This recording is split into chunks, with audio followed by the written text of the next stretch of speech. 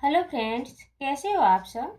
आप सबकी अपनी एजुकेटर साक्षी रजनीश आप सबका स्वागत करती है आरएस टारगेट एकेडमी में।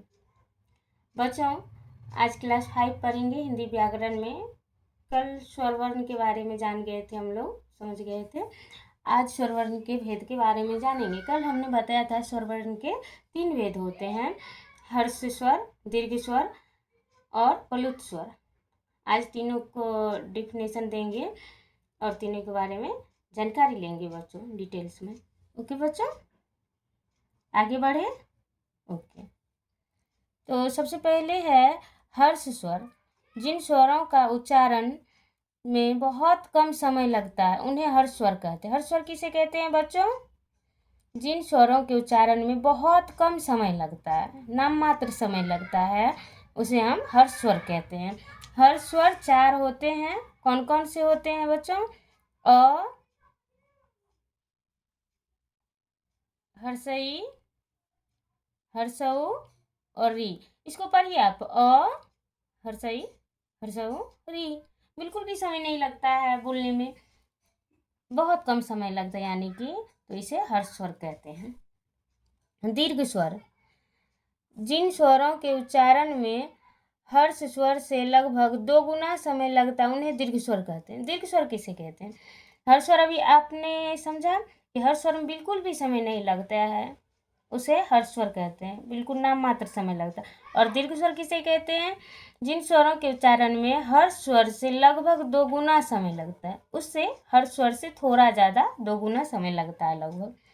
दीर्घ स्वर 7 होते हैं। हर्ष स्वर कितने होते हैं? 4। और दीर्घ स्वर कितने होते हैं? 7। याद रखना है आप लोगों को। ओके बच्चों, तो दीर्घ स्वर कौन कौन सा है? आ बोलिए। देखिए, हर्ष स्वर में आप बोलते हैं और दीर्घ स्वर में आ बोलते हैं, दोनों में टाइमिंग ड्यूरेशन ज़्यादा है। अ से आ में टाइमिंग ड्यूरेशन ज़्यादा है।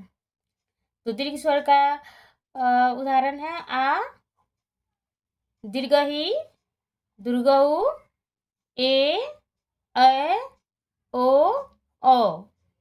ये दीर्घ स्वर का उदाहरण है। प्लुत स्वर।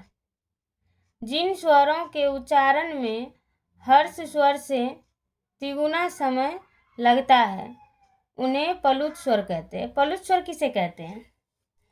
इसमें प्लुत स्वर उसे कहते हैं जो हर्ष स्वर से 3 गुना समय इसमें लगता है, यानी कि दीर्घ स्वर में हर्ष स्वर से 2 गुना समय लगता है और प्लुत स्वर में हर्ष स्वर से तिगुना समय लगता है।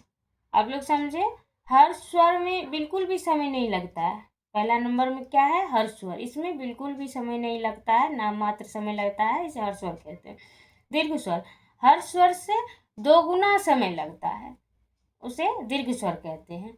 और प्लुत स्वर, हर स्वर से तिगुना समय लगता है, उसे प्लुत स्वर कहते हैं। जैसे में बच्चों यहाँ देख लीजिए आप लोग। ओके बच्चों, ओके,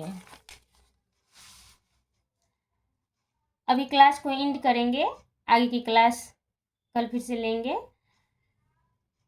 वीडियो पसंद आए तो बच्चे वीडियो को लाइक करें, चैनल को सब्सक्राइब करें। थैंक यू बच्चों। आपकी एजुकेटर साक्षी रजनीश। धन्यवाद।